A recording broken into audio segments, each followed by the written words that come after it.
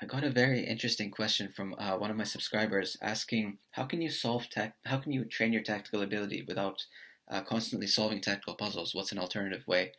I think it's a very good question that I think a lot of people will benefit from, and it's I felt that trap myself where I thought just doing tactics trainers every day for the rest of my life would be necessary to train my tactical ability, and I found that tactics trainers had diminishing returns, and I had to move on to other things. So I'll give a few tips in this video, tips that I picked up about tactics training, leveling that up. Number one, at first, I'll kind of answer this tangentially and then I'll get more to the direct answer. Number one is just make sure you're deliberately identifying all the tactical motifs every time you solve a puzzle, whether it's before or after solving a puzzle. Just have an understanding of what motifs made that puzzle work. That is the most important step, honestly, to make your tactics training pay off in over the board practical strength, so you have that tactical vision, is to deliberately identify those motifs, things like skewers, pins, forks, back checkmates, power bound squares, whatever. What made the tactic work? Have that understanding. That's number one. Number two, pick up collections of puzzles, preferably that are grouped according to theme. Okay, I've noted this advice in many places. Even Grandmaster Ronan Harsby has a course made around this idea, and groups puzzles according to themes, and he touts it like that's kind of what makes that course superior to other ones. And you'll notice all the top Russian curriculums always group their puzzles according to themes. And another title player gave me the same advice. It's why those older kind of chess books with those puzzles grouped according to themes are superior than just tactics trainers that throw puzzles at you randomly. And it's also why I recommended Chess Informant's Encyclopedia of Chess Combinations, because they group puzzles according to themes. Another good course out there is CTART4. It's a very old course recommended by Michael de la Maza's book Rapid Chess Improvement. Again, very nicely groups puzzles according to themes.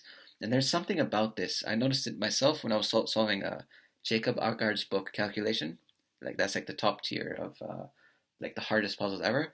And I did one chapter fully in a row in a stretch on candidate moves. And then when I was playing games, I impressed myself with how I was seeing this really far out candidate moves, because I did a whole chapter in a row, 60 puzzles, and it kind of became a part of me. And so I found this in my own training, where if you do a stretch, like let's say 30 puzzles or more, on one theme, it becomes a part of you in a way that doesn't happen if you just solve tactics that are strewn haphazardly, the themes just changing from one to the next. It's almost like it's building some kind of engram, like a memory trace in your brain, kind of like Neo downloading those discs in a Matrix, like How to Fly a Helicopter, just downloads it.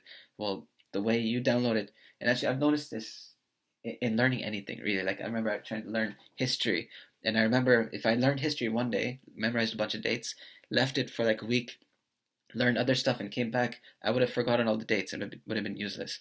But if I kept up, and let's say I studied and I re-looked at the same dates, the historical dates, for like a week in a row, then they become a part of me for the rest of my life. Like I will never forget when World War II happened, or something like that, right? So it applies to learning everything. Just do the same thing for a stretch, so that you're kind of revisiting that same theme, and then move on to the next thing. Okay, so that brings me to step number three, is to approach it in a task-oriented approach. So this kind of answers your question, I think, more directly.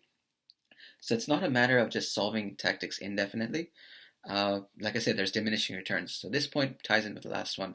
What you do is you make tasks for yourself, and you finish it, and you move on to studying another part of the game. And in studying that other part of the game, like let's say analyzing your own games, you'll still be training tactics indirectly. So let me give an example. So for myself, I had a goal to get through Chess School, that book series number three, that one book that promised that I'd be 2300 in practical strength if I got through that book. So that's a task that I set for myself, the task-oriented approach. Once I finish that book, it's like I've leveled up my tactical ability. Now I don't just jump into the next tactical book. No, I've mastered that one task. I leveled up, put it down, and now I'll go work on another aspect of chess. And you're still indirectly training tactics. For example, when you analyze games. Um, so that was tip number three, is to pick up tasks. Like don't just train a bunch of books in a row. Try to set like tasks that you can finish, and then you level up, and then you move on to another aspect of chess. You don't just keep doing them tactics trainer for the rest of your life or something. And the cool thing is maintenance is easier than acquiring the skill in the first place. So like grinding through a book on let's say 300 tactics is really, really, really hard. But the good thing is that once you finish that book and you move on to something else, you can actually maintain a large part of that tactical ability without solving any more puzzles for a while because you've made that a part of you. And of course, it after a certain extent, grandmasters will do tactics before tournaments to level up their sharpness. But I think leveling up your sharpness is different than acquiring the tactical ability in the first place, the tactical understanding. So that's what I'm saying. Pick up a book, finish it, move on to other things, and don't worry that you've leveled up your understanding in a way that will not go away. So you can study other things and train tactics indirectly. Even just going through an annotated book collection and just playing the moves from the book, I noticed. And and for the side variations, I would not play them out over the board. I would try to do them in my head. Even that was training tactics. So I would just play out the bold moves of the game from a book over the board, over the real board, and then the side variations, I would just try and imagine them as much as I could. And of course, I was never able to do the whole thing. My visualization wasn't on that level. And half the time, those authors are just rambling for their own sake to prove a point. And you don't have to actually follow all the side analysis. I asked a grandmaster, he told me the same thing. He doesn't even do that. The textual annotations are what are important. But that's another way to train tactics without actually doing the tactics. Brings me to point number 4, which is actually just this point. So I asked a strong an IM, a local IM, what he does to train, and he told me that he barely ever did puzzles. So like I said, like initially you want to do those tactics to get the patterns down, make them a part of you, but after that you can maintain that ability without doing tactics necessarily like themselves. So what he would do is he would just analyze his games, he told me, and that's what he attributed his attaining the IM level to, was just analyzing games mostly. So, and this is the key, like when you play a game, try to analyze without the engine first. That is a crucial step. And then use the engine to check your assumptions. But you'll notice even when you use the engine to analyze your own games, you'll be looking at tactical possibilities that you didn't even think were possible, that the engine recommends, and that's another way to level up your tactical ability. So there are all these indirect ways to train tactics.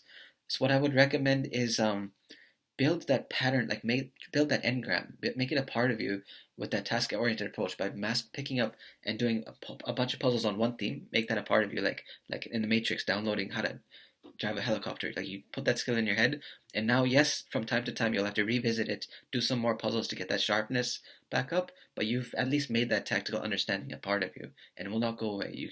It's easier to maintain it once you've acquired it. So once you get through a book, let's say you're proud of yourself, you level up your tactical ability, then you go and train tactics indirectly by analyzing your games, let's say playing through annotated game collections and trying to follow side variations in your head as far as you can. It can be even watching videos and then pausing to like, hey, there's an interesting tactical sequence here, let me see if I can figure it out before I press play on the video again. So there are all these indirect ways to train tactics, but what's important is just get through a few key books once through. Make that a task for yourself. So I have my tasks, like getting through Agard's book Calculation was one task for myself, so on. So then there are just a few key books like that. So I remember Eric Kislik recommending or just even just one book, honestly, on tactics, a really hard book, if you can get through it, will be sufficient, honestly. So yeah, I'll leave it at that. Those are a few tips. Hope this helps.